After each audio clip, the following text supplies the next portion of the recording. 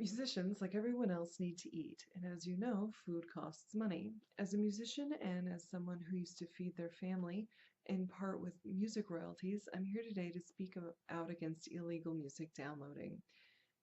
It's been in the news for years. We all know what constitutes illegal music downloading. However, the focus has been on the industry and the record labels, and only by extension, the artists themselves. However, I think if we focus on the artists, not the big artists, not Metallica, but the average Joe artists who are making the majority of the music, I think we would understand the harm of illegal downloading. We've all been there. You hear a song on the radio, you like it, but you're not sure you like it enough in order for you to actually buy it. So you go online, you Google it, and you see all these opportunities to illegally download it. You think to yourself, I know it's wrong, but maybe just this one time. So now, in addition to breaking the law, you've actually now harmed the musicians that you who make the music that you enjoy. Remember that music doesn't come out of thin air. Artists spend years perfecting their craft. They spend thousands of dollars on the music instruments. They spend thousands more in the recording studio. And they have to do Faustian deals with record labels a lot of the time in order for you to be able to actually hear that music.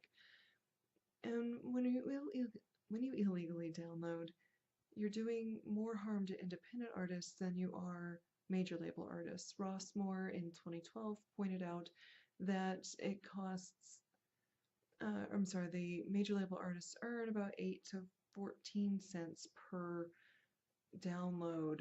However, an independent artist makes up to 65 cents per download. Now, when you think about it as an album, 80 cents to $1.40 is important but not significant. However, $6.50 becomes more significant, especially when you start doing the math. When 10 people download that album illegally in a month, the artist has now lost out on $65, which could be their internet connection for that month. Unfortunately, the generation most guilty of illegal downloading are the millennials. They seem to care the least about both the illegal nature of it and the harm that they're doing the artists. Conversely, though, they're willing to spend hundreds of dollars, pardon me, on iPhones, Samsungs, and other big company brand name electronics. David Lowery, who's a pro musician and a university professor, speaks out against the millennials on this, saying that you're the first generation to rebel by unsticking it to the man and instead sticking it to the weirdo freak musicians.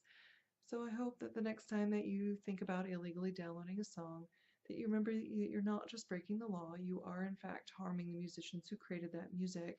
You're actually literally taking food off their table. So remember, hungry musicians are unproductive musicians, and if you'd like them to continue making music, so please do remember to feed the musicians.